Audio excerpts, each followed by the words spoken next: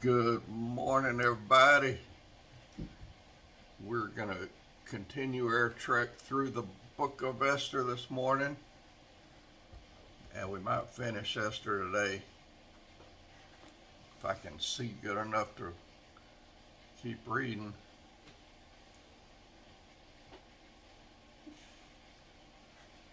Kitty Kelly likes to play with my drape back there. All right, here we go. Chapter 7, book of Esther. So the king and Haman came to banquet with Esther the queen. And the king said again unto Esther on the second day at the banquet of wine, and they're in Purim, just like we're in Purim right now. I think it started either yesterday or today. And the king said again unto Esther on the second day at the banquet of wine, What is thy petition, Queen Esther? And it shall be granted thee. And what is thy request? And it shall be performed, even to the half of the kingdom. Then Esther the queen answered and said, If I have found favor in thy sight, O king, and if it please the king, let my life be given me at my petition, and my people at my request. For we are sold, I and my people, to be destroyed, to be slain, and to perish. But if we had been sold for bondsmen and bondswomen, I had held my tongue, although the enemy could not countervail the king's damage. Then King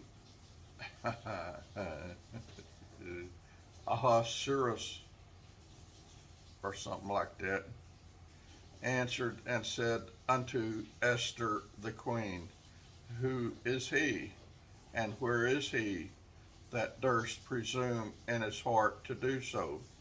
And Esther said, The adversary and enemy is this wicked Haman. Then Haman was afraid before the king and the queen. And the king, arising from the banquet of wine in his wrath, went into the palace garden. And Haman stood up to make request for his life to Esther the queen, for he saw that there was evil determined against him by the king. Then the king returned out of the palace garden into the place of the banquet of wine, and Haman was fallen upon the bed whereon Esther was. Then said the king, Will he force the queen also before me in the house? As the word went out of the king's mouth, they covered Haman's face. And Harbona, one of the chamberlains, said before the king, Behold also the gallows 50 cubits high, which Haman had made for Mordecai, who had spoken good for the king, standeth in the house of Haman.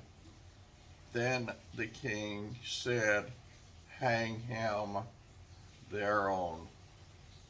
So they hanged Haman. Haman should be hangman. Not really. They hanged Haman on the gallows that he had prepared for Mordecai. Then was the king's wrath pacified. On that day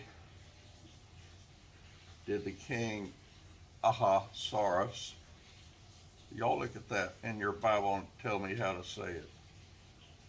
I guess I could listen on my Bible app and hear how that Bible reader pronounces it. I don't have a clue. Anyway, on that day did the king Ahasuerus give the house of Haman, the Jews' enemy, unto Esther the queen, and Mordecai came before the king for Esther had told what he was unto her. And the king took off his ring, which he had taken from Haman, and gave it to Mordecai. And Esther set Mordecai over the house of Haman. And Esther spake yet again before the king, and fell down at his feet, and besought him with tears to put away the mischief of Haman the Agagite, and his device that he had devised against the Jews. You know, y'all know I've been married 4 times, and I had a lot of girlfriends in between and after all of them. I never had one fall down at my feet before. Then the king held out the golden scepter toward Esther. So Esther arose and stood before the king and said, If it please the king, and if I have found favor in his sight, and the thing seem right before the king, and I be pleasing in his eyes, let it be written to reverse the letters devised by Haman. Oh my goodness gracious, y'all. Let it be written to reverse the letters devised by Haman, the son of Hammedatha, the Agagite, which he wrote to destroy the Jews which are in all the king's provinces. For how can I endure to see the evil that shall come unto my people, or how can I endure to see the destruction of my kindred? Then, oh, here we go again. Then the king Ahasuerus said unto Esther the queen and to Mordecai the Jew. Esther was from Persia, remember? And her husband, the king, was from Israel. Persia is now Iran.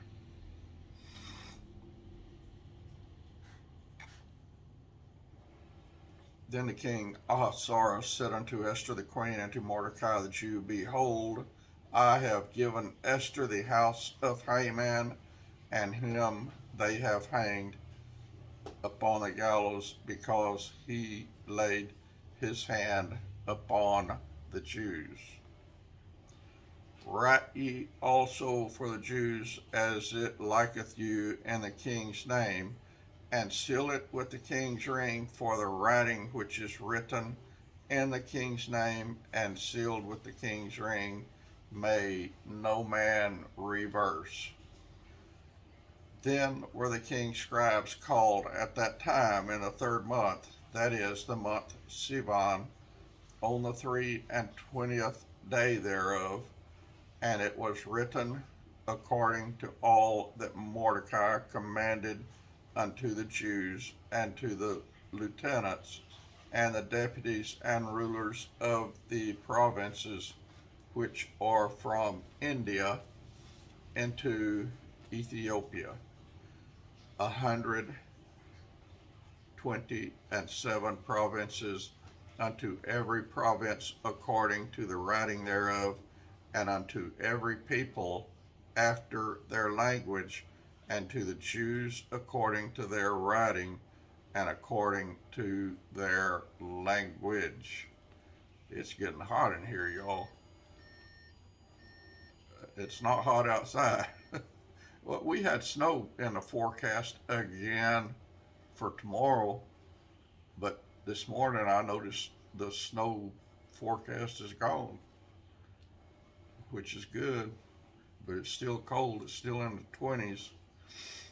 And he wrote in the king Ahasuerus' name, and sealed it with king's ring, and sent letters by post on horseback, and riders on mules, camels, and young dromedaries, wherein the king granted the Jews which were in every city to gather themselves together and to stand for their life, to destroy, to slay, and to cause to perish all the power of the people and province that would assault them, both little ones and women, and to take the spoil of them for a prey.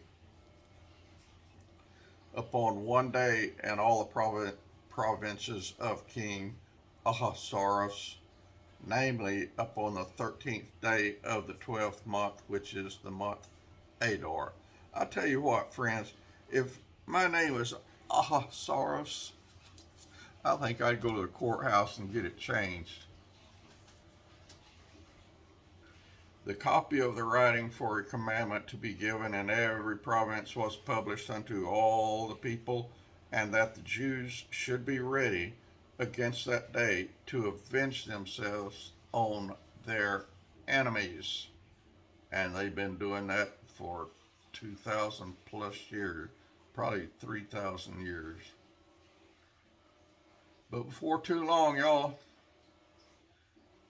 Jesus, God, they're going to come down to earth and kick some booty, and Israel will be saved from all their adversaries. So the post that rode up on mules and camels went out, being hastened and pressed on by the king's commandment, and the decree was given at Shushan the palace. And Mordecai went out from the presence of the king in royal apparel. I'm wearing my royal apparel today. Did y'all notice? Oh, where did I get? I forgot where I left off. There it is. Mordecai went out from the presence of the king in royal apparel of blue and white. I wear red because I'm Republican. I don't wear blue, which is Democrat. And with a great crown of gold, and my crown is a cowboy hat, and with a garment of fine linen and purple. And the city of Shushan rejoiced and was glad. The Jews had light and gladness and joy and honor. And in every province and in every city, whithersoever the king's commandment and his decree came, the Jews had joy and gladness, a feast and a good day. And many of the people of the land became Jews, for the tear of the Jews fell upon them. And let me hasten to add, because I made that stupid comment about being a Republican, Republicans are just as bad as Democrats now. They're all evil. I have voted in every election, city, county, state, federal, since back in the 70s. I'm just about done voting, y'all, because there's nobody running worth voting for. Now, in the 12th month, that is the month Adar, on the 13th day of the same, when the king's commandment and his decree drew near to be put in execution, in the day that the enemies of the Jews hoped to have power over them, though it was turned to the contrary, that the Jews had rule over them that hated them, the Jews gathered themselves together in their cities throughout all the provinces of King Ahasuerus, to lay hand on such as sought their hurt, and no man could withstand them, for the fear of them fell upon all the people. And all the rulers of the provinces, and the lieutenants, and the deputies, and the officers of the kings helped the Jews, because the fear of Mordecai fell upon them. For Mordecai was great in the king's house, and his fame went out throughout all the provinces. For this man Mordecai waxed greater and greater. And it's all because of his Persian Iranian wife Esther. Thus the Jews smote all their enemies with the stroke of the sword, and slaughter and destruction, and did what they would unto those that hated them. And in Shushan the palace the Jews slew and destroyed 500 men, and Parshandatha and Dalphon and Aspatha and Poratha and Adalia and Aradatha and Parmashata, Parmashta and Arisai and Aridai and Vejazatha. Goodness gracious.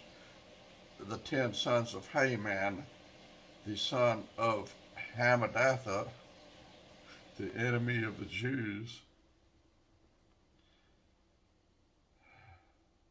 slew they, but on the spoil laid they not their hand. On that day the number of those that were slain in Shushan the palace was brought before the king. And the king said unto Esther the queen, the Jews have slain and destroyed 500 men in Shushan the palace, and the 10 sons of Haman, what have they done in the rest of the king's provinces?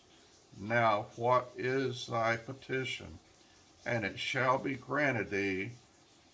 Or what is thy request further? And it shall be done. Then said Esther, if it please the king, let it be granted to the Jews which are in Shushan to do tomorrow also according unto this day's decree, and let Haman's 10 sons be hanged upon the gallows. And the king commanded it so to be done, and the decree was given to Shushan, and they hanged Haman's 10 sons. I'm glad they didn't name them all again. For the Jews that were in Shushan gathered themselves together on the 14th day also of the month Adar, and slew 300 men at Shushan, but on the prey they laid not their hand. But the other Jews that were in the king's provinces gathered themselves together and stood for their lives, and had rest from their enemies, and slew of their foes 75,000. 75,000. But they laid not their hands on the prey. On the 13th day of the month Adar, and on the 14th day of the same rested day, and made it a day of feasting and gladness. But the Jews that were at Shushan assembled together on the 13th day thereof, and on the 14th thereof, and on the 15th day of the same they rested, and made it a day of feasting and gladness. Therefore the Jews of the village that dwelt in the unwalled towns made the 14th day of the month Adar a day of gladness and feasting, and a good day of sending portions one to another. And Mordecai wrote these things and sent letters unto all the Jews that were in all the provinces of the king Ahasuerus, both nigh and far, to establish this among them, that they should keep the 14th day of the month Adar, and the 15th day of the same yearly, as the days wherein the Jews rested from their enemies, and the month which was turned unto them from sorrow to joy, and from mourning into a good day, that they should make them days of feasting and joy, and of sending portions one to another, and gifts to the poor. And the Jews undertook to do as they had begun, and as Mordecai had written unto them. Because Haman the son of Hammedatha the Agagite, the enemy of all the Jews, had devised against the Jews to destroy them, and had cast pur, that is, the lot, to consume them and to destroy them. But when Esther came before the king, he commanded by letters that his wicked device, which he devised against the Jews, should return upon his own head, and that he and his sons should be hanged on the gallows.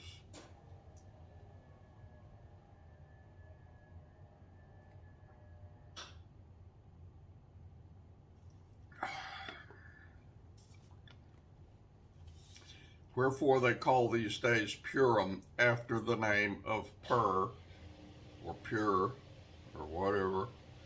Therefore, for all the words of this letter, and of that which they had seen concerning this matter, and which had come unto them, the Jews ordained and took upon them, and upon their seed, and upon all such as join themselves unto them, so as it should not fail, that they would keep these 2 days according to their writing, and according to their appointed time every year. One of y'all wrote a comment talking about Purim, and I didn't know a whole lot about it. I knew a little bit, that it was a day of casting lots, and we read that just a minute ago, just 4 verses back. But I did not know Purim was named after the name Pur. I just read that. Wherefore they called these days Purim, after the name of Pur. That's pretty interesting. And we're in Purim right now. It started either yesterday or today. It's a 2-day festival. All right, let me continue on here. And that these days should be remembered and kept throughout every generation, every family, every province, and every city, and that these days of Purim should not fail from among the Jews, nor the memorial of them perish for their seed. That was the first Purim, was the celebration of the Jews' victory. And they've had many victories.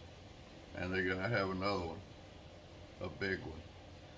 Then Esther the queen, the daughter of Abihail, and Mordecai the Jew, wrote with all authority to confirm this second letter of Purim. And he sent the letters unto all the Jews to the 127 provinces of the kingdom of Ahasuerus, with the words of peace and truth, to confirm these days of Purim in their times appointed, according as Mordecai the Jew and Esther the queen had enjoined them, and as they had decreed for themselves and for their seeds the matters of the fastings and their cry. And the decree of Esther confirmed these matters of Purim, and it was written in the book. And the king Ahasuerus laid a tribute upon the land and upon the isles of the sea, and all the acts of his power and of his might, and the declaration of the greatest of Mordecai, whereunto the king advanced him, are they not written in the book of Chronicles of the kings of Media and Persia? For Mordecai the Jew was next unto King Ahasuerus, and great among the Jews, and accepted of the multitude of his brethren, seeking the wealth of his people, and speaking peace to all his seed. Oh, we just finished Esther. How about that? All right, we're done with Esther. God bless you, dear friends. I'll be back. Maybe. Either I'll be back or Jesus will come get us. And either one could happen today. Love y'all. God bless all of you.